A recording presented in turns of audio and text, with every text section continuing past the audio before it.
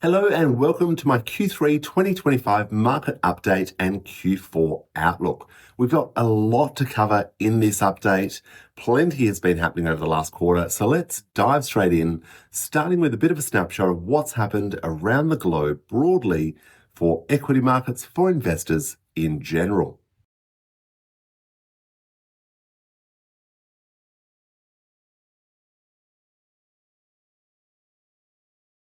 Well, first and foremost, we saw most global equities up for the third quarter of 2025.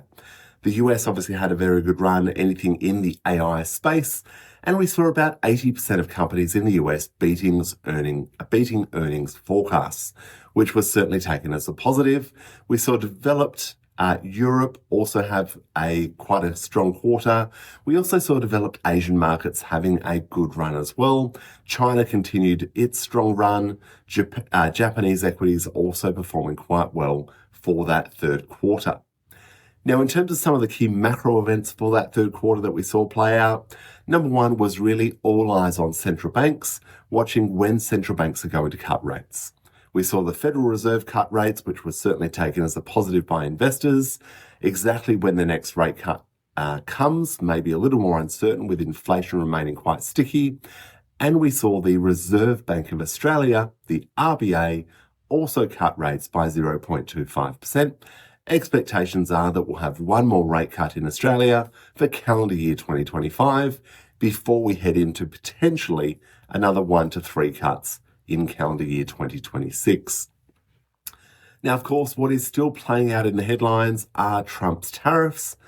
But the good news is, ever since Liberation Day in early April, they've continued to be wound back in terms of the draconian impact they would have once had Trump stuck with the original plan. Now, really what the tariffs have sort of amounted to or resulted in is a bit of a three-tiered system.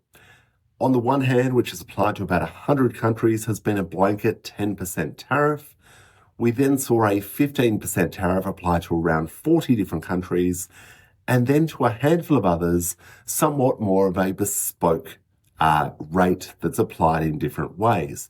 And that's been more of a political tool for Trump than it really has been in terms of managing trade or managing those revenues going forward. For example, if we look at Canada, for example, where there were some issues around fentanyl, around defense spending, etc., then we saw a 35% tariff rate applied for Canada. Another good example was India. There were some concerns there over trade around Russian oil, and they were also hit with their own bespoke tariff. We also saw Brazil hit with 50%. So whilst we're certainly not going back to the early days of the Liberation Day tariffs that were announced, we're certainly not out of the woods yet when it comes to what impact these tariffs could have on specific industries in specific countries. But some positive news nonetheless. Let's have a bit of a look at what's happening specifically on the ground in the United States.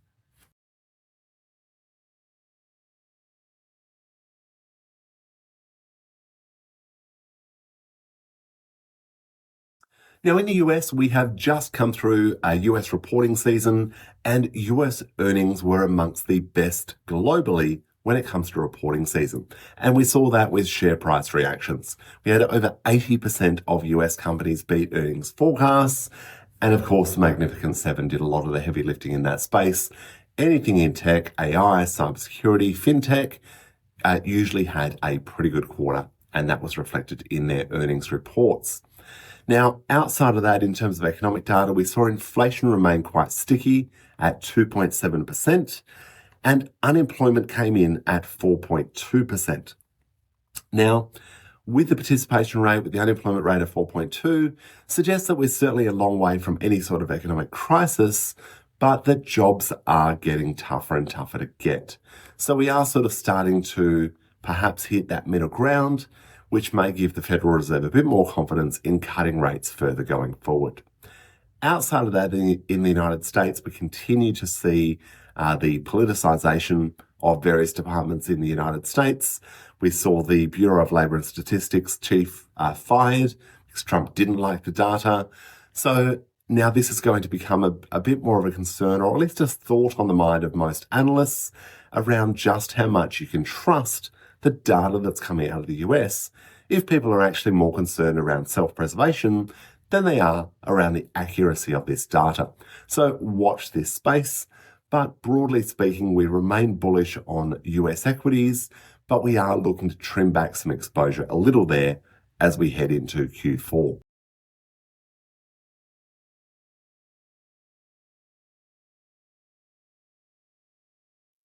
Now, looking at Europe and the UK, obviously trade geopolitical tensions remain front and centre for most investors.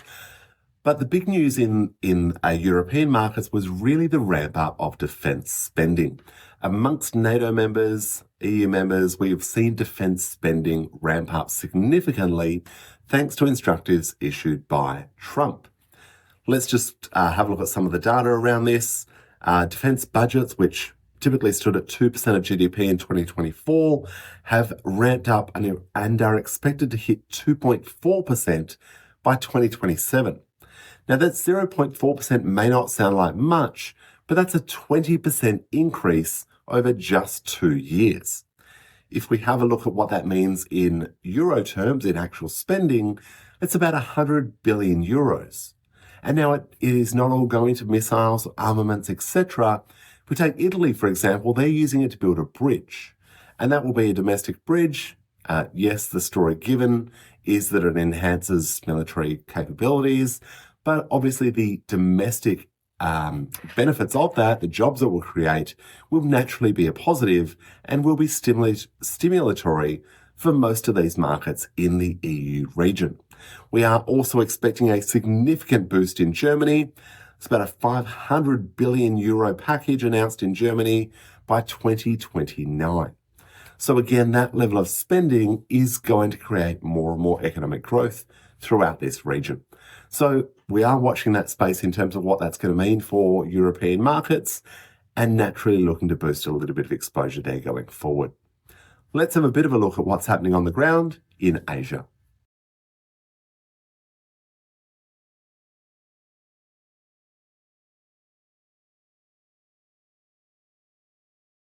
In Asian markets, again, we saw defense spending remaining quite a front and center theme for a lot of the Asian markets. Japan's military budget jumped 21% in 2024, which is actually the fastest growing since 1952. And given geopolitical tensions, given headlines around China's spending in this space, and obviously their focus on becoming stronger and more self-reliant, we are going to see more and more defense spending. And this will continue to be stimulatory for those economies domestically and right across the region. So we really need to be looking at what does this mean for equity markets and for overall economic growth. China, again, continuing a very strong run since the beginning of 2025. Anything in the AI space is continuing to do very well, and we do expect that that will continue going forward. I mentioned military spending already, and of course, China's spending in that space remains very, very strong. We have seen some headwinds with India around US tariffs, but domestic demand remains very strong. So again, we are bullish on Asian markets going forward, particularly the AI players in this region, particularly given the multiples they're trading at compared to the United States. So we do see a lot of value in these markets, and we'll continue to look to add some more exposure here going forward. Let's have a look at what's happening on the ground in Australia and our overall economic outlook.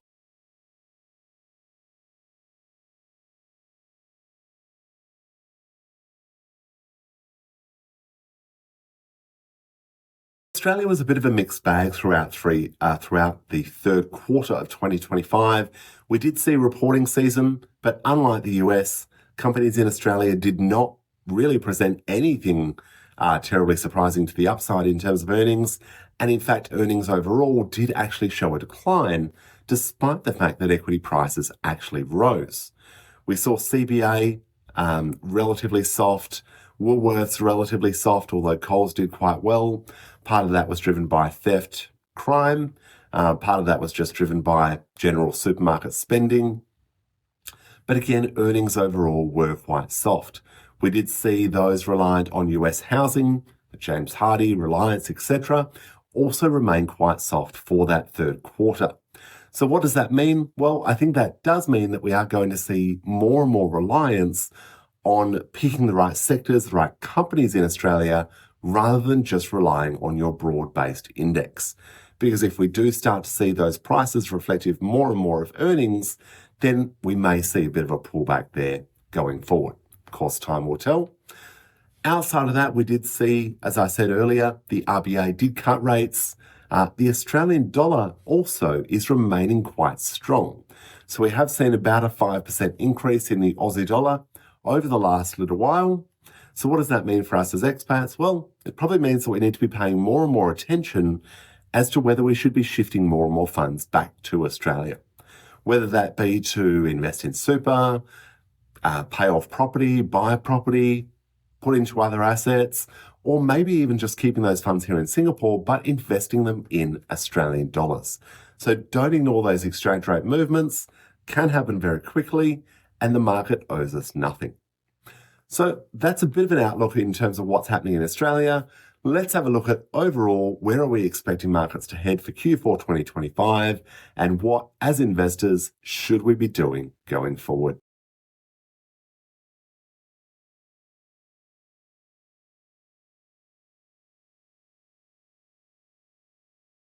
Well, overall, like many times before, the key messages across what is happening in global markets at the moment is to be avoiding chasing fads, chasing the next hot thing, or what was the best performing sector or the winner of the last quarter, but instead remaining diversified, rebalancing where necessary, reviewing your fixed income exposure if you are looking to increase your defensive exposure at the moment. Maybe holding US treasuries is not the way to go. We want to be more into, say, Australian government bonds, for example. But of course, reviewing what is right for you during these volatile times. Remaining diversified, ignoring the noise, continuing to dollar cost average is going to be the sensible way to play these markets. Potentially keeping a bit of powder dry.